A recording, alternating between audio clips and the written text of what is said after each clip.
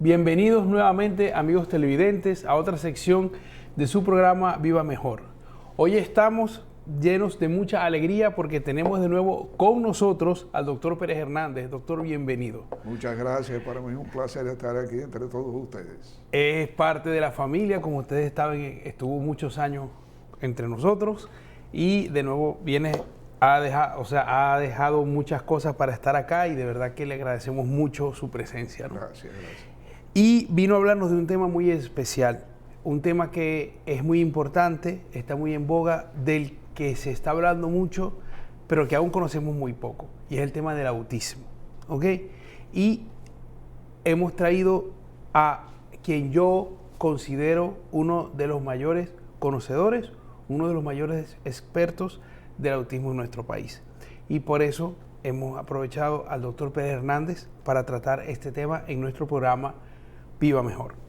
Doctor, quisiera para comenzar que nos explicara brevemente qué es el trastorno del espectro autista, por qué se le llama espectro, por ejemplo, ¿verdad? ¿Qué tan frecuente es en la actualidad y por qué parece que cada vez es como que si hubiera más? ¿No? Que explicara un poco eso. Y si existen diferencias entre autismo en niños y en niñas, y si hay una edad en que aparece el autismo o no. O sea, si es más o menos para darle un inicio y después ya vamos hablando de otras cosas. Bien, mira, vamos a comenzar por mencionarle a alguien muy querido aquí, que no es autista, pero que es la persona con quien yo, desde el punto de vista de pediatría, siempre lo consulto, que es el doctor Martínez Cabruja. Claro. ¿Verdad? Martínez Cabruja y yo hablamos sobre autismo, discutimos sobre autismo, pero es la fuente, desde el punto de vista pediátrico, que yo más sigo en el país. Mira, el autismo no es nada nuevo. El autismo fue llamado autista por Eugene Leuler, ¿verdad? Quien era un médico que, viendo las características en el 1908, viendo las características del autismo en los niños, lo diagnosticó como niños raros, niños con problemas. Inclusive se habló en ese tiempo hasta de esquizofrenia. Más adelante, en el año 1943, Kahn, y no recuerdo el nombre de la otra persona, son dos personas, son dos médicos también, ya lo aceptaron como que era una entidad. Y siempre ha estado aquí. Lo que pasa es que no con ese nombre, ¿verdad? Muchas personas hacen las preguntas que tú me hiciste, de que por qué hay tantos autistas hoy. Bueno, los autistas son los mismos. Lo único que hay es un despertar de la parte médica que los hace ver. Anteriormente no teníamos una entidad como tal y cada uno de nosotros hacía su diagnóstico a su forma. Muchas veces certero, la mayoría de las veces, y otras veces equivocado, ¿verdad? Hoy en día hay protocolos que tú tienes que seguir para llenar un criterio y poder decir, bueno, esto es un autismo o esto no es un autismo. Cuando yo estudiaba medicina, el autismo se veía en aquel tiempo como 1 entre 166 nacidos. 1 en 166. Hoy en día, de acuerdo a las estadísticas de los Estados Unidos, hay 1 en 31. Y tú dices, bueno, pero hay más autistas ahora que antes. Digo, bueno, la población es más grande. Antes, donde había solamente 200,000 nuevos nacimientos, ahora hay casi 500,000. Y hay protocolos que te hacen verlo más eficazmente. Recuerdo que antes le decían niños discapacitados, antes lo enfocaban todos dentro de un grupo, hoy no es así. Hoy el autismo ha sido diagnosticado bajo un criterio estricto que tienes que seguir. Y en fin, el autismo se caracteriza en aquello. ¿Desde cuándo se puede diagnosticar un niño autista? Desde los 6 meses. Desde los 6 meses. Si hay un pediatra bien alerta, tú vas a decir, aquí pasa algo. Tú no sabes lo que es, ¿verdad? Pero si un pediatra comienza a notar que el perímetro craneal comienza a crecer en una forma que no coincide con la edad del niño, ya tú tienes que pensar que puede ser que por ahí venga algo que no sea normal. Y a esa edad ya tú puedes estar alerta y decir, ojo, aquí puede venir un niño autista. La mayoría de los diagnósticos no se hacen a esta edad, se hacen a los 3, a los 4 años, y yo sé que tú te vas a reír como médico, pero yo he hecho diagnóstico de autismo a los 35 años. O sea, una persona que tuvo un autismo leve, pero que llena el criterio. Conozco casos, por supuesto. Varios. ¿Entiendes? Entonces, cuando tú recibes un niño a los 3 o 4 años, ¿verdad? Regularmente la queja de la madre es que no habla, o que habla muy mal, que no mantiene un buen contacto visual. Tú ves que el niño tú le hablas y no te mira, o si te mira furtivamente, pero no te mantiene la vista. Son muy investigativos con ciertas cosas, con el abanico dando vueltas, con un carrito. Lo desarman todo, no se le puede regalar nada, pero que es un niño que no sabe expresarse y entonces busca por qué la rueda da vuelta. Y entonces desarma el carrito para investigar eso, ¿verdad? Son niños que tienen preferencia de comer ciertos alimentos, que otros no, porque traen un problema con el gusto, con el paladar. Son niños, muchos de ellos, se me olvidó decir que el autismo hoy en día se divide en 3 grupos: el leve, el moderado y el severo. Y de acuerdo al autismo que tú tengas, tú tienes características de conductas especiales. El leve, hay muchísimos médicos que son autistas leves, sin problemas, ingenieros, porque es un autismo muy leve que le permite su funcionabilidad. Ya cuando comienza el moderado o comienza el severo, ya hay problemas de sociabilidad, son agresivos, son irritables, son desobedientes, en fin. Ese es el moderado. Ese del moderado al severo, porque ya el severo ya es todo esto a un estatus mayor, donde se vuelven incontrolables y muchas veces hay que institucionalizarlo, ¿verdad? Pero esa es la característica de ellos como tal. ¿Qué me faltó de lo que me preguntaste? Niños o niñas, que si el autismo es normal. Se ve más en varones que en hembras. Cuando se ve en hembras se ve un autismo severo. Ok. Pero se ve más en varones que en hembras. Y indistintamente no sé cuál sería la estadística, pero es mucho menor en hembras que en varones. Perfecto. Entonces, eso respondería más o menos las preguntas generales, ¿no? Ahora, a usted le llegan muchos niños autistas, ¿no? Sí, me llegan bastante. ¿Cómo, y si una mamá sospecha? Yo creo que a todas las mamás les entra miedo en algún momento. O sea, a mí como médico general, normalmente a los pediatras son los que le llegan a la consulta, pero la mamá siempre que va a su consulta, a su chequeo general, siempre me dice, doctor, ¿cómo sé si mi hijo es autista? Porque a veces no me hace caso cuando me oye, a veces tal. Entonces, cuando lo lleva, o sea, ¿cómo pueden saber si su hijo tiene algún signo de autismo, cuáles son, y qué se puede hacer en el país? O sea, ¿qué alternativas hay y qué tratamiento hay actualmente para el autismo? Mira, regularmente los padres que llegan al consultorio, de lo menos que quieren hablar es de autismo. Uh-huh. Llegan aterrorizados. Exacto. Llegan con una sospecha de que el niño no habla, como te decía, que no mantiene contacto visual, que puede ser bien agresivo o menos agresivo, y llegan regularmente porque ha comenzado el niño a ser atendido en un nursery a la edad de 3 años, 4 años, ¿verdad? Y ya comienzan las quejas.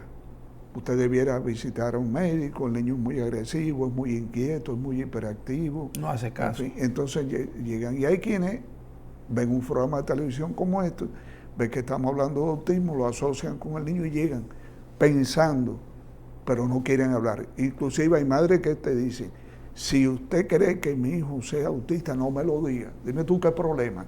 O sea que tú vas a buscar ayuda, tú tienes que evaluar al niño, pero no, los padres no quieren oír hablar de eso porque hay un consenso terrible con la posibilidad de que haya un niño autista. Entonces, tú le haces su diagnóstico al niño, convences a los padres de que no le dices que es autismo, porque es que mira, yo he recibido tantos casos de niños con el diagnóstico de autista que no lo son, que tú te quedas asombrado, que cómo es posible que alguien haya hecho un diagnóstico de esa manera cuando este niño lo que tiene es una dificultad con el habla, una dificultad con la sociedad, una dificultad con el contacto visual, pero no llena un criterio específico de autismo. Entonces tú tienes que pasarle la mano a los padres y hacer el diagnóstico. El diagnóstico, es que es lo más importante que yo le llamo, como si fuera, vamos a descartar todos los problemas médicos que el niño pueda tener, que lo pueda llevar allí.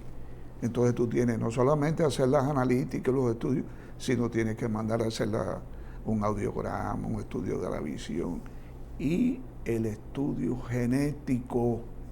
Tú tienes que ver si hay en la familia alguien que fue parecido o alguien que es parecido a tu niño, la madre, el padre, los abuelos, cualquiera de esos.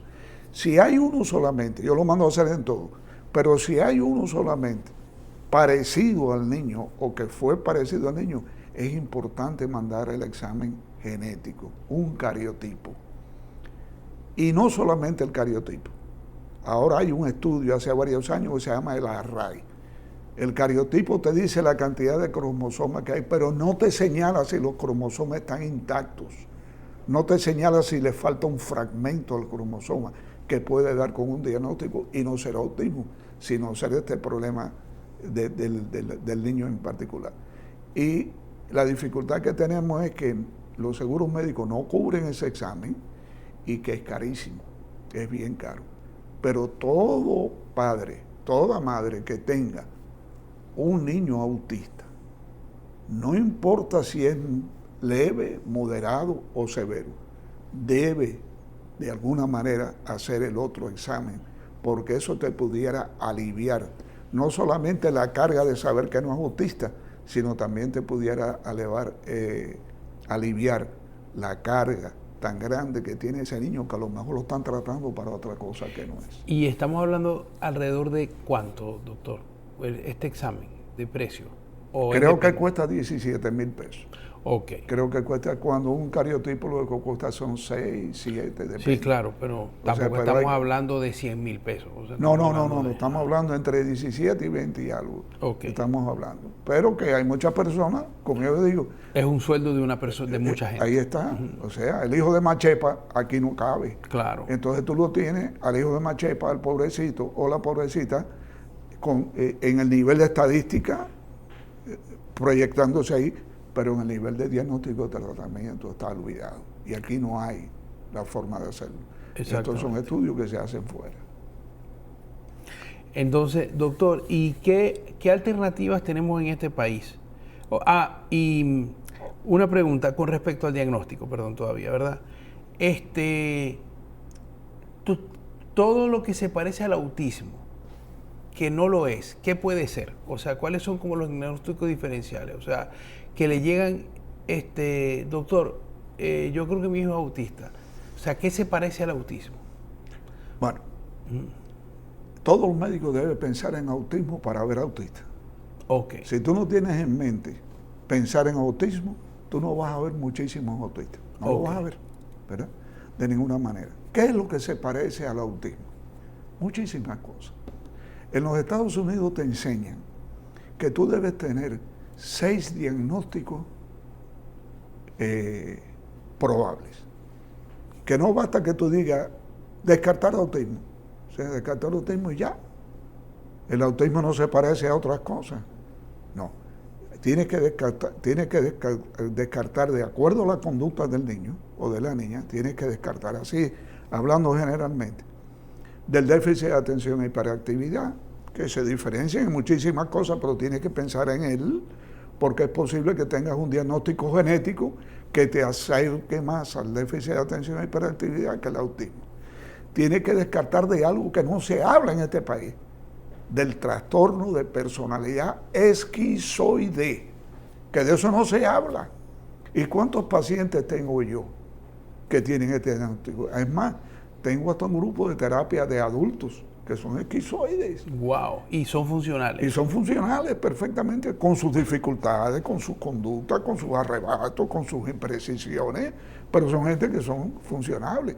Tienes que pensar en esquizofrenia. ¿Por qué tienes que pensar en esquizofrenia? Porque el niño autista tiene un mundo de fantasía. Es un niño que regularmente tiene amiguitos imaginarios. Es un niño o una niña que le dice a mami que ella ve a Papá Dios. ¿Te entiendes? Y puede estar alucinando. Yo tengo un niño que yo le hice el diagnóstico diferencial. Cuando se me apareció, la mamá me dijo que el niño le había escrito una carta de que había visto a Dios y que había hablado con Dios. Digo, ¿dónde está esa carta? Mire, doctor, aquí está la carta. Yo leí la carta donde el niño explica cómo llegó a donde Papá Dios, cómo habló, porque él tenía que hacerle una pregunta a Dios. ¿Sabe cuál era la pregunta? Papá Dios, ¿es verdad que yo soy un niño malo? Fíjate el dolor tan grande en el alma de ese niño. Entonces empezamos a averiguar en todo el proceso de la psiquis y demás, y encontramos que el niño de chiquito escuchaba voces, pero como era un niño de un autismo leve, ¿verdad? Nunca se tomó en consideración. Entonces, otra de las, hablamos de la esquizofrenia, hablamos del trastorno esquizoide, hablamos del autismo en C también, hablamos de las depresiones. Hablamos de las depresiones, muchas depresiones que se manifiestan en los niños de una forma diferente. No se manifiesta por tristeza, por llanto, no, se manifiesta por hiperactividad, por incontrolable, por desobediencia, ¿tú entiendes? Y tú ves que cuando tienes experiencia, tú te das cuenta, no, esto no puede ser, pero tienes que pensar en eso. Claro. Porque cuando tú vas a emitir un certificado a una institución de renombre, ellos te preguntan, ¿cómo llegaste al diagnóstico? A ellos les interesa saber cómo llegaste al diagnóstico. Bueno, el diagnóstico se le llega a la posibilidad de un autismo hoy en día, desde que la mamá está embarazada. La historia médica del embarazo es importantísimo. Hoy se sabe que aquellas madres que tuvieron un embarazo triste, emocionalmente problemático, son madres que van a parir niños con algún tipo de problema, que tienen más posibilidades. No es que van a parir un niño así, no le van a dar el nacimiento a un niño así porque es un grupo pequeño, pero existe. Entonces tú tienes que estudiar el embarazo de esa madre desde la concepción, bien detallado, para saber si ese periodo tan importante que es la formación de todo el cuerpo, especialmente del sistema nervioso central, se desarrolló de una forma adecuada. Entonces, está el niño bipolar, que la gente dice, no, que no hay niños bipolares. Ajá, pues mira, déjame decirte que hay una edad para hacer el diagnóstico, pero la conducta a veces está de chiquitico, porque yo los veo y en una forma muy jocosa, no para burlarnos de ellos, sino como para decir, tenemos que tener atención. El grupo de salud mental donde yo pertenezco, decimos, promete. Promete. Eso salió de una mamá que ella nos decía, yo no sé el diagnóstico de mi hijo, pero ellos prometen. Y eso se quedó. Prometen, ¿qué quiere decir? Que cuando tú ves un niño o una niña, especialmente después de los 5 años, que tiene ciertas características de una conducta irritable, de una conducta que tú no puedes controlar, constantemente hablando con amiguitos imaginarios y demás, tú dices, promete. Y ese promete quiere decir, hay que investigarla, hay que darle seguimiento, ¿entiendes? Hay que tener cierta manera de contacto con ellos. Finalmente, tiene los problemas tóxicos que te simulan muchas conductas del autismo, ¿verdad? Hay niños que tienen problemas tóxicos, niños con problemas de los azúcares, de los colorantes, de los sabores artificiales. Que eso es real. Bueno, no es que causan el autismo, es que causan conductas que el autismo tiene. Y por lo tanto tú tienes que descartar, ¿verdad? Porque un niño con un alto componente alérgico, ¿verdad?, que tenga todas estas conductas parecidas a un autista, si tú no sabes que tiene un problema alérgico, ¿cómo tú vas a diagnosticar eso? Claro. Vas a decir que es autista o que tiene déficit de atención y hiperactividad, y nada de eso tiene. Sencillamente lo que contiene es que es alérgico o sensible a estos productos. O sea, no, yo estaba, esto es breve, no sé si tenemos tiempo, yo estaba en el distrito 1503 de educación y coincidió con la visita de una persona que había sido mi paciente. Yo le había dicho a la mamá, mira, tu hijo lo que tiene es una sensibilidad extrema a la chinola, al jugo de chinola. No le dé jugo de chinola a tu hijo porque lo van a botar del colegio. Él no se puede controlar. La mamá no lo creía. Y da la casualidad que estando en ese distrito, están repartiendo jugo de chinola. Y yo cogí un vasito de jugo de chinola y se lo di al niño. El niño se lo tomó. 5 minutos después de tomarse el jugo, hubo que sacarlo. Lo cargaron, el niño tirando pataletas y gritando, y lo sacaron. Y dicen los técnicos del distrito, doctor, ¿qué es lo que tiene su hijo? El niño, su paciente, digo, que es sensible al jugo de chinola, pero yo quería que la mamá lo viera y que ustedes lo vieran también, para que no lo vayan a botar nunca del colegio. O sea que todas esas son características que tú tienes que tener en mente antes de llegar al diagnóstico. Sin dejar el cariotipo y el array. Exactamente. Y el plomo de las vacunas y estas cosas, ¿esto es qué tiene de tanto de mito, de cierto, de...? Bueno, el plomo hace mucho tiempo que se viene evaluando. Dentro del potencial de análisis, la batería de análisis que le mandas, siempre el plomo hay que descartarlo, porque se ve que un aumento en el plomo puede llevar a características parecidas al déficit de atención, al trastorno afectivo bipolar y al autismo. Entonces, si tú estás evaluando a un niño y descubres que el plomo está elevado, lo primero que tienes que tratar es el plomo a ver qué pasa. La mayoría de las veces bajan todas esas conductas y tienes un niño normal. Perfecto. ¿Verdad? Ahora bien, el problema de las vacunas es un problema muy difícil, muy difícil. La mayoría de los médicos están a favor de la vacuna y yo estoy a favor de la vacuna. Las vacunas son necesarias. Nosotros hemos llegado aquí porque fuimos vacunados. Exacto. A lo mejor nos hubiera dado poliomielitis, varicela, sarampión en una forma brutal y hubiéramos fallecido, como han fallecido millones de personas. O sea, que la vacuna hay que usarla. Lo que se habla es del componente de la vacuna. Por ejemplo, yo cuando discuto con los médicos, yo les digo que me acosan y no, porque tú dices, no, yo no digo nada. Yo lo que digo es que si se sospecha hay que investigar. Eso es todo, ¿verdad? Y si una compañía farmacéutica te está vendiendo que los ingredientes de una vacuna están normales y no tiene nada que hacer, pero alguien saca un estudio que el timerosal, que es una sustancia que cuenta sobre esa vacuna, sobre todo la de los 18 meses, y de pronto empiezan a sacar el timerosal, no empiezan a ingredir más el timerosal. ¿Por qué lo hicieron? ¿Por qué lo hicieron? Porque si todo está bien, ¿por qué le tienes que quitar el timerosal? Lo estás quitando porque alguien está diciendo que eso puede haber causado esto o lo otro en los niños y tú no quieres tener problemas. Entonces no estabas seguro, ¿verdad? Claro. Entonces hoy se habla del acetaminofén, ¿verdad? Eso fue algo que sacó el presidente Trump y el ministro de Salud Pública de Estados Unidos, Robert Kennedy Jr. Yo no digo que eso sea verdad o no. Yo lo que digo es que si hay la sospecha, hay que investigar. Eso es todo.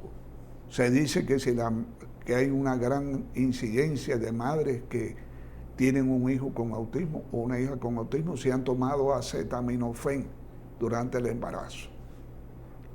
Y el acetaminofén, a pesar de que es el medicamento menos malo, aparentemente, se sabe que causa daños hepáticos, que te puede causar una cirrosis hepática si tú lo tomas inadecuadamente. Si tú no lo tomas como te indica el médico y tú excedes la dosis, hay posibilidades de que tengas problemas, ¿verdad? Eso es lo que se está hablando. Hay sospechas de que sea el acetaminofén uno de los factores. Entonces, ¿qué es lo que yo he apoyado? Yo apoyo la investigación. Yo no tengo por qué criticar. Si quiere investigar, es bueno que se investigue. Y los padres, que es lo que ellos debieron haber dicho y no lo dijeron, entre otras cosas, escuchar a los padres. Tú no puedes decir que no es eso cuando miles de padres en el mundo, millones de padres te dicen que tuvieron un hijo normal hasta los 18 meses y después de la vacuna de los 18 meses tenían un niño diferente, claro, que ahora tiene un diagnóstico de autista. Entonces solamente con esa versión, sea cierta o no, uno tiene que ponerle atención y debe investigar, ¿verdad? Entonces eso es donde estamos hoy.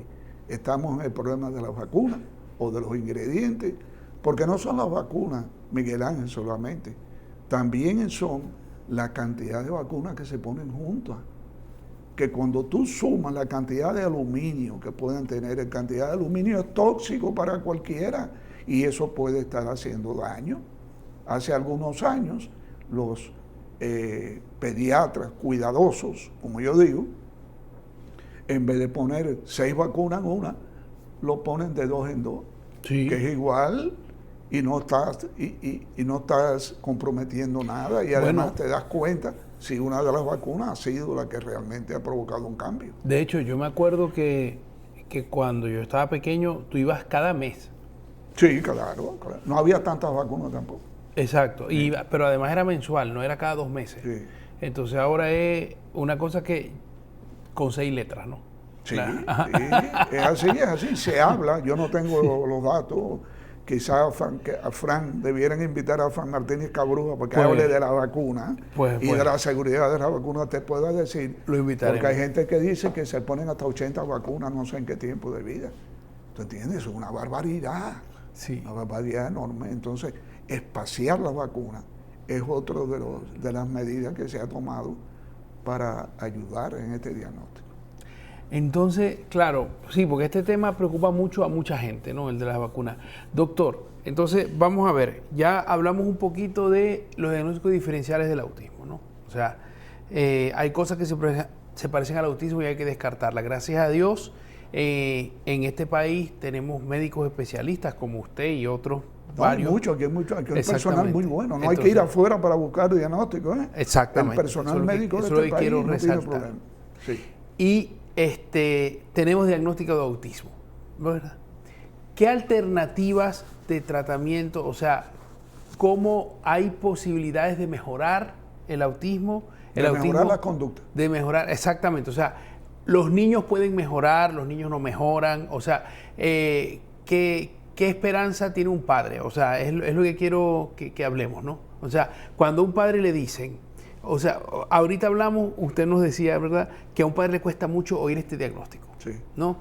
Una vez que el padre lo oye, que la familia lo acepta, de hecho, yo le cuento un caso a mí, yo estoy en este trance familiarmente, ¿ok? Y a mí me dijo un amigo mío, cuando yo estaba sospechando, me dio este consejo: tú tienes que esperar que ellos se den cuenta, porque ellos ellos son los que lo tienen que llevar al médico, no tú. Porque si tú los llevas obligados, ellos les va a hacer daño, que antes de tiempo tú quieras adelantar el proceso que ellos tienen que vivir. Uh-huh. Entonces yo no sabía qué hacer, pero al final yo hablé con ellos y lo llevamos, porque lo tenía que llevar antes, porque yo estaba desesperado. Claro. Pero es verdad que ellos no querían abrir los ojos y darse cuenta. No, no quieren oír hablar de eso. No quieren. No, pero ellos no querían ver. Lo que yo más o menos les hacía ver, ellos decían, no, Entonces, pero o sea, yo entiendo, porque lo vivimos, ¿verdad? Y estamos en ese proceso de ver si sí o no, ¿no? Entonces, pero la prueba genética no la hemos hecho. O sea, quiero que lo sepa. Pero eso forma parte del protocolo. Exactamente. Entonces, lo vamos a hacer. Entonces, es muy leve, muy leve. Entonces, una vez que con la prueba genética hemos diagnosticado autismo.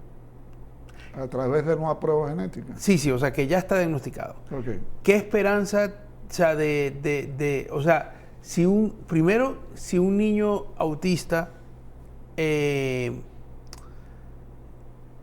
la sociedad dominicana, o sea, cuéntenos su experiencia, ¿no? ¿Cuál es el tratamiento, cuál es la conducta que se debe llevar, que debe llevar un padre?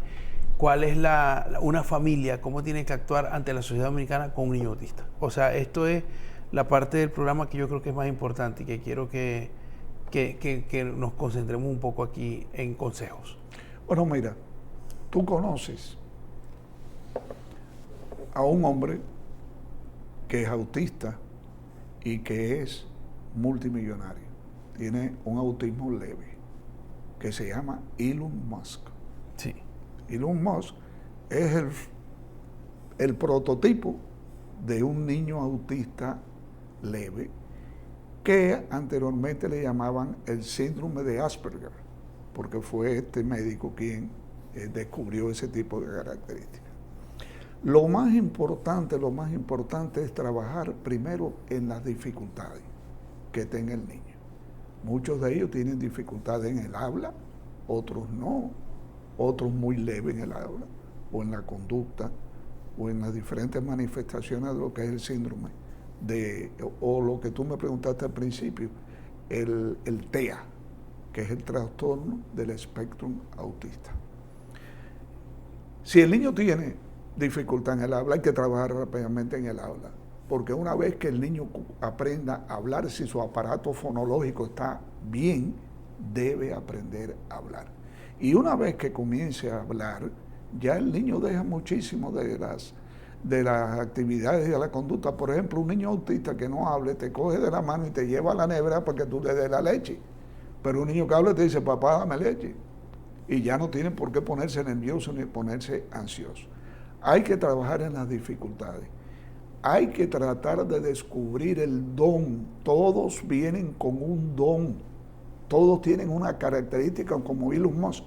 Sus características de ser gente inteligente, de ser gente creativo, de ser niños que se pueden comportar mal en el colegio porque se lo saben todo, porque la aburren esa clase y no la quieren dar. Y entonces los obligamos a que tengan que actuar de esta manera o de la otra. Entonces hay que descubrir el don, trabajar sobre sus dificultades y trabajar también en sus potencial. ¿Para qué tiene potencial? Vamos a trabajar con ese potencial. Ajustar el currículum académico a las virtudes que tenga el niño y la dificultad que tenga el niño. Ese es un tipo de manejo. Cuando es un niño con una conducta que cae dentro del autismo moderado, bueno, ya ahí juega un papel importante los medicamentos. Los medicamentos, si hay necesidad de darlo, porque eso es la última parte que yo hago, ¿verdad? Hay que hacerlo por la mínima dosis y por el mínimo tiempo. Y con un seguimiento, que es lo que aquí no se hace, con un seguimiento entre el colegio, el hogar y el terapeuta.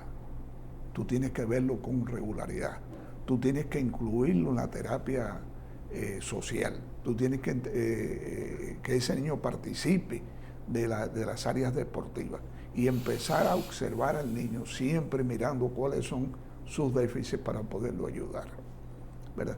Un niño, por ejemplo, yo he resuelto casos de niños incontrolables autistas que todo el problema que tenía era que no le daban la tableta para él jugar cuando él quería jugar. No, te toca a las 7 de la noche y son las 2 de la tarde. ¿Cómo tú vas a tener ese niño en ese estrés desde las 2 de la tarde hasta las 7 de la noche para darle la tableta porque alguien le había dicho a la familia que no debemos ser flexibles porque son manipuladores? ¿Qué niño no es manipulador?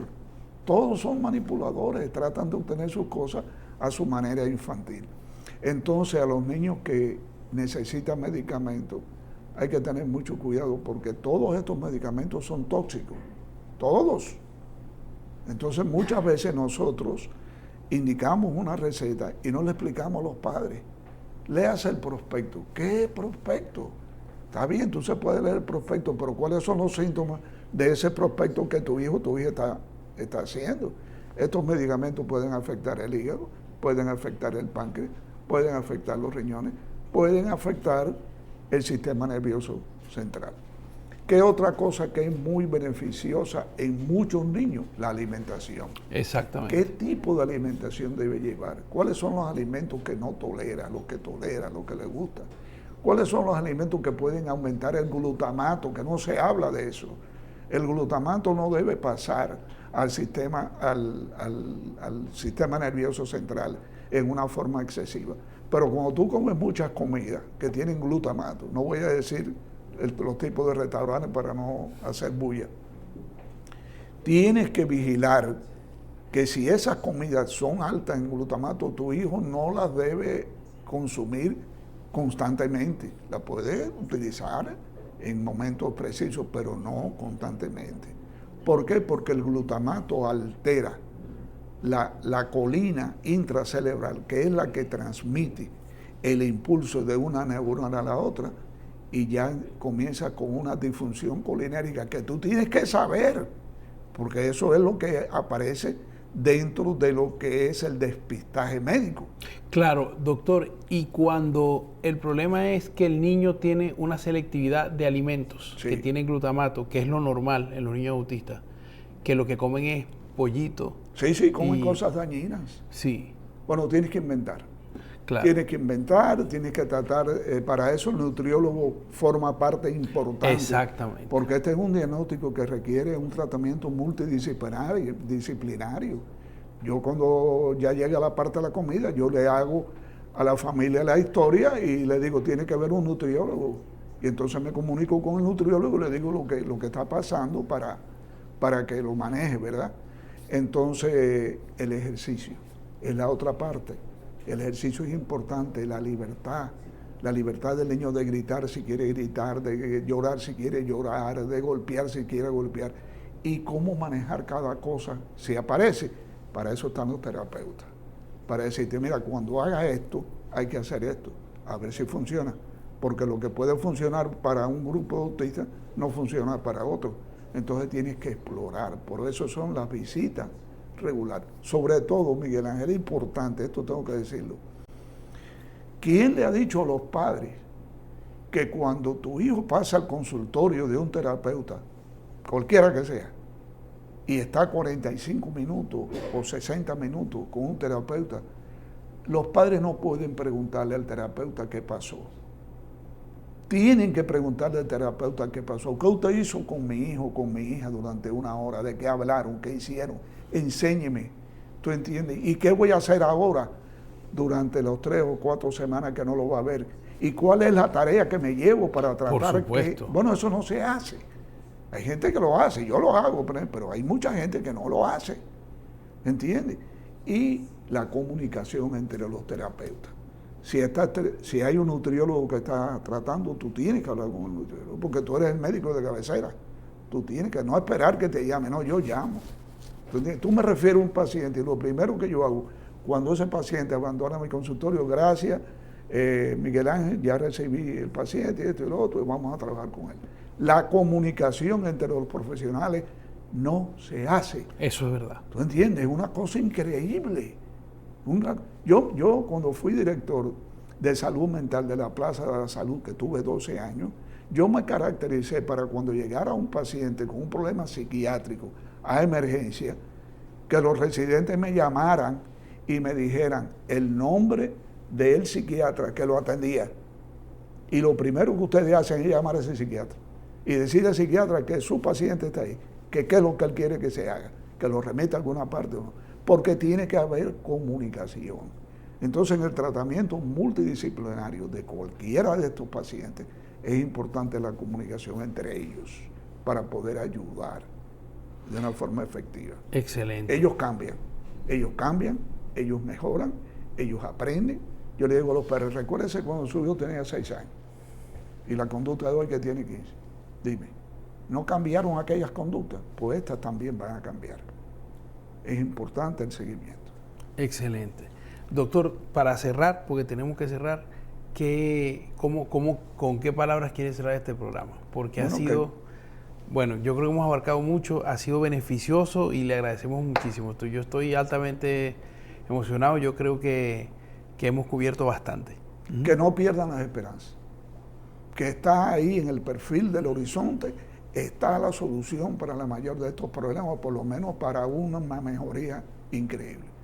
Que le hagan caso a su médico, que busquen una segunda opinión, buscar una segunda opinión. Ningún médico se debe sentir ofendido porque se lo lleven a otro médico para ver si coincidimos. ¿Tú entiendes? Pero sobre todo que no pierdan la esperanza, que sigan luchando, que lo sigan apoyando en todo, que mantengan una buena comunicación con el colegio, tan importante, con sus profesores, con la psicóloga del colegio, y que jamás, jamás, ni lo culpen, ni lo señalen, ni lo abochornen, ni de ninguna manera digan algo ofensivo, porque esos niños, que muchos no hablan y muchos no expresen sus sentimientos, escuchan y almacenan. Y muchos de ellos, cuando han llegado a salir de este problema, te dicen, yo me acuerdo cuando tú decías tal cosa o tal cosa. No, siempre apoyarlo. Y que no importa el problema que el niño pueda tener fuera de la casa. Cuando el niño llega a la casa, tiene que llegar a un puerto de paz, de tranquilidad y de amor. Excelente, doctor. Muchísimas gracias. Para servirte. Amigos televidentes, ya oyeron al doctor Pérez Hernández. Ya saben que hay muchos profesionales en el área de autismo aquí que pueden encaminar a sus hijos a una mejoría y que sus hijos pueden tener una vida mucho mejor de la que tienen y un tratamiento adecuado para vivir una vida sana dentro de sus posibilidades, ¿no? Y no se vayan, porque después de estos mensajes tenemos más y mucho más de vida mejor para todos ustedes.